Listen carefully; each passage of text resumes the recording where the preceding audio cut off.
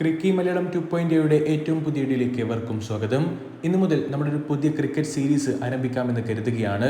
അതായത് നമ്മളൊക്കെ പണ്ട് കണ്ടു മറന്ന മാച്ചസ്, അല്ലെങ്കിൽ നമ്മുടെയൊക്കെ മനസ്സിൽ ഇപ്പോഴും തങ്ങി നിൽക്കുന്ന ചില കിടിലം മത്സരങ്ങൾ, ലെജൻഡറി ആയിട്ടുള്ള ചില മത്സരങ്ങൾ, അതൊക്കെ ഒന്ന് റീക്യാപ്പ് ചെയ്യാമെന്നാണ് നമ്മൾ ഈ ഒരു സീരീസിലൂടെ ഉദ്ദേശിക്കുന്നത്. നിങ്ങൾ നൽകുന്ന സപ്പോർട്ടിനനുസരിച്ച് നമ്മൾ ഇനിയും ഒരുപാട് വീഡിയോസ് അപ്ലോഡ് ചെയ്യാമെന്ന് തന്നെയാണ് കരുതുന്നതും. ഇന്നത്തെ വീഡിയോയിൽ തീർച്ചയായിട്ടും 10 വർഷങ്ങൾക്ക് മുമ്പ് കൊൽക്കത്തയിലെ ഈഡൻ ഗാർഡൻസിൽ ഒരു സംഹാര താണ്ഡവത്തിന്റെ കഥയാണ് പറയാനുള്ളത്. 2014 നവംബർ 13. ആ ഒരു ദിവസം ക്രിക്കറ്റ് നിലനിൽക്കുന്ന കാലമിടത്തോളം ചരിത്ര നാളുകളിൽ എഴുതപ്പെടുക തന്നെ ചെയ്യും. അത്തരത്തിലുള്ളൊരു പ്രകടനമായിരുന്നു ഹിറ്റ്മാൻ രോഹിത് ശർമ്മ അന്ന് നടത്തിയിട്ടുണ്ടായിരുന്നത്.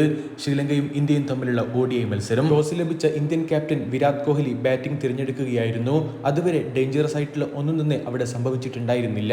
അജിങ്ക്യ രഹാനെക്കൊപ്പം പതിഞ്ഞ താളത്തിലായിരുന്നു രോഹിത്തിന്റെ തുടക്കം. 72 പന്തുകൾ എടുത്തുകൊണ്ട് 50 തികയ്ക്കുന്ന രോഹിത്തിനെയാണ് നമ്മൾ കാണുന്നത്. പിന്നാലെ അജിങ്ക്യ രഹാനെയും അമ്പാട്ടി റൈഡും ഒക്കെ ഔട്ടായതോടുകൂടെ കിങ് വിരാട് കോഹ്ലിയെ കൂട്ടുപിടിച്ചുകൊണ്ട് ഇന്നിംഗ്സിനെ ട്രാക്കിലാക്കുകയായിരുന്നു രോഹിത് ശർമ്മ. പതിയെ ഹിറ്റ്മാൻ ഗിയർ മാറ്റി തുടങ്ങുന്നു. 99 പന്തുകളിലാണ് രോഹിത് തന്റെ സെഞ്ചുറി തികയ്ക്കുന്നത്. 3-ാം വിക്കറ്റിൽ വിരാട് കോഹ്ലിയോടൊപ്പം ചേർന്നുകൊണ്ട് 202 റൺസിന്റെ പാർട്ണർഷിപ്പും. തുടർന്ന് 46-ാം ഓവറിൽ 151-ാം പന്തിൽ രോഹിത് തന്റെ ഏകദിന കരിയറിലെ 2ാം ഇരട്ട സെഞ്ചുറി പൂർത്തിയാക്കുന്നു. 151 പന്തുകളിൽ 200 അടിക്കുന്നു രോഹിത് ശർമ്മ. അതുമാത്രമല്ല, ഏകദിനത്തിൽ 2 ഇരട്ട സെഞ്ചുറികൾ നേടുന്ന ആദ്യ താരമെന്ന റെക്കോർഡും രോഹിത് സ്വന്തമാക്കുകയും ചെയ്യുകയായിരുന്നു. ആ ഒരു ഇന്നിംഗ്സിലെ അവസാന 22 പന്തുകളിൽ ആരാധകർ കണ്ടത് ഹിറ്റ്മാന്റെ പവർ ഹിറ്റിംഗിന്റെ പല ഷെയ്ഡുകളായിരുന്നു. ഫ്ലിക്കുകളും മിസ് ടൈംഡ് ഷോട്ടുകളും എല്ലാം ഗാലറിയിലേക്ക് പതിക്കുന്ന കാഴ്ച.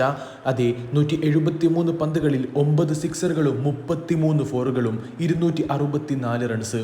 ODI ചരിത്രത്തിലെ ഏറ്റവും ഉയർന്ന സ്കോർ. ഇപ്പോഴും കാലം ഇത്രയും പിന്നിട്ടും ആർക്കും തന്നെ അത് മറികടക്കാൻ സാധിച്ചിട്ടില്ല എന്നുള്ളതും എത്രത്തോളം മികച്ചതായിരുന്നു രോഹിത്തിന്റെ ആ ഒരു ഒറ്റയാൾ പോരാട്ടം എന്നുള്ളത് കൃത്യമായി കാണിക്കുന്നതായിരുന്നു. ഒടുവിൽ 5 വിക്കറ്റ് നഷ്ടത്തിൽ 404 എന്ന പടുകൂറ്റൻ സ്കോർ അടിച്ച ടീം ഇന്ത്യക്കെതിരെ ചേസ് ചെയ്യാൻ ഇറങ്ങിയ ശ്രീലങ്കയ്ക്ക് രോഹിത് ശർമ്മ ഒറ്റയ്ക്കടിച്ച ആ ഒരു 264 റൺസ് പോലും ചേസ് ചെയ്യാൻ സാധിച്ചിട്ടുണ്ടായിരുന്നില്ല.